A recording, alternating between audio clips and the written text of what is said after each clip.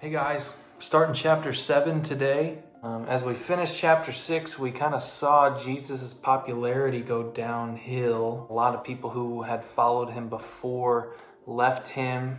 And as we transition into chapter 7, and really chapter 8 as well, in these chapters, people are going to just start to really hate Jesus. And there's going to be some intense conversations happening between Jesus and these Jewish leaders. And it's really interesting stuff. So let's jump in. After this, Jesus went about in Galilee. He would not go about in Judea because the Jews were seeking to kill him. Now the Jews' feast of booths was at hand. So his brothers said to him, "Leave here and go to Judea, that your disciples may also see the works you are doing. For no one works in secret if he seeks to be known openly. If you do these things, show yourself to the world." For not even his brothers believed in him. Jesus said to them, "My time has not yet come, but your time is always here. The world cannot hate you, but it hates me because I testify about it that its works are evil. You go up to the feast. I am not going up to this feast, for my time has not yet fully come." After saying this, he remained in Galilee. Let's start with some geography here. So Galilee was like his home state. That's probably what we'd call it in our country. And Judea was the region where Jerusalem was. And in Jerusalem specifically, the Jewish leaders there, which was the capital city, were wanting to kill him. And he knew that ultimately that was what was going to happen, but the time wasn't right for that yet. So he would go about in Galilee and go around and do his thing, but he wasn't going openly around Judea. And there was a feast happening in Judea at this time. And here it's called the Feast of Booths, but in other translations you might see the Feast of Tabernacles. And during these feasts, Jerusalem was the place to go for a lot of Jewish people. And so his brothers are saying, "Hey, let's go to Judea." And these brothers are his biological brothers, other children from his parents, Mary and Joseph. And it kind of seems like they're egging him on here. And John gives us a little detail that not even his brothers believed in him at that point. You know, Jerusalem was where ultimately he was going to go and be crucified. That's where all that was going to happen. And he's saying it's not time for that yet. But after his brothers had gone up to the feast, then he also went up, not publicly, but in private. The Jews were looking for him at the feast and saying, "Where is he?" And there was much muttering about him among the people. While some said, "He is a good man," others said, "No, he is leading the people astray." Yet for fear of the Jews, no one spoke openly of him. So Jesus does end up going to Jerusalem, but he does it secretly. And in verse 11 it says the Jews were looking for him. And we've talked about this before. When it says the Jews, is talking about the Jewish leaders, the religious leaders, the people in power at that time. And then in verse 12, when it says there was much muttering among the people, when it says the people, that's not talking about the Jewish leaders, that's talking about all the people that were there at this feast. And you can see that it's kind of split, right? Some people say, well, he's a good man, which we know he's much more than that. And then others say, no, he's leading people astray.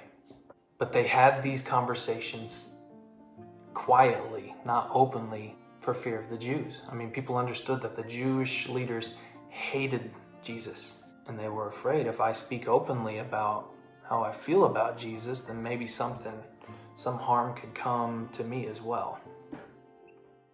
About the middle of the feast, Jesus went up into the temple and began teaching. The Jews therefore marveled, saying, "How is it that this man has learning when he has never studied?"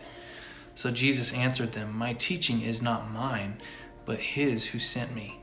If anyone's will is to do God's will, he will know whether the teaching is from God or whether I am speaking on my own authority.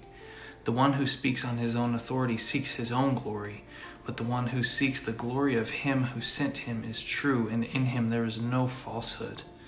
Has not Moses given you the law? Yet none of you keeps the law. Why do you seek to kill me?" And here we see at the middle of the feast that Jesus does end up going out in public. And these Jewish leaders are just blown away at his knowledge of the Old Testament scriptures. And they say, how could he know all this stuff if he never studied it? Like, they spent their lives studying those scriptures, which maybe that could have been a clue to them that yes, he is actually the Son of God. It's supernatural how he has this knowledge. And then again, he talks about this. I'm not speaking on my own authority. I'm speaking on the authority of my Father. Unmistakably claiming who he is. The crowd answered, "You have a demon. Who is seeking to kill you?" Jesus answered them, "I did one work, and you all marvel at it. Moses gave you circumcision, not that it is from Moses, but from the fathers, and you circumcise a man on the Sabbath. If on the Sabbath a man receives circumcision, so that the law of Moses may not be broken, are you angry with me because on the Sabbath I made a man's whole body well?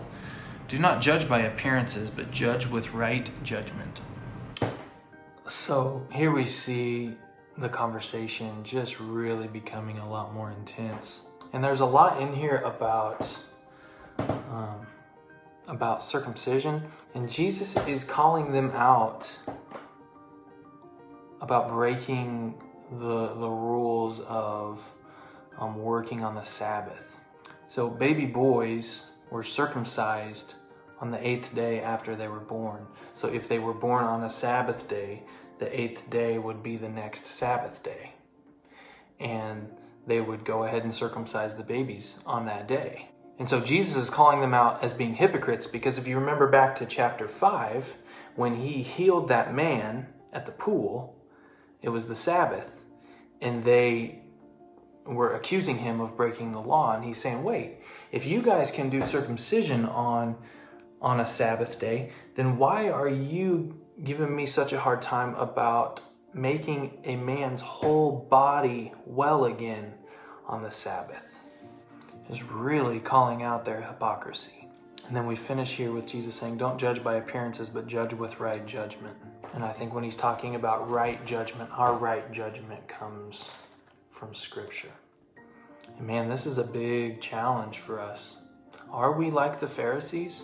Can I sometimes be hypocritical like this, where I am judging somebody for doing something in some way and maybe talking negatively about it when I am guilty of the exact same thing at times? That causes me to pause and think, am I guilty of this same kind of thing?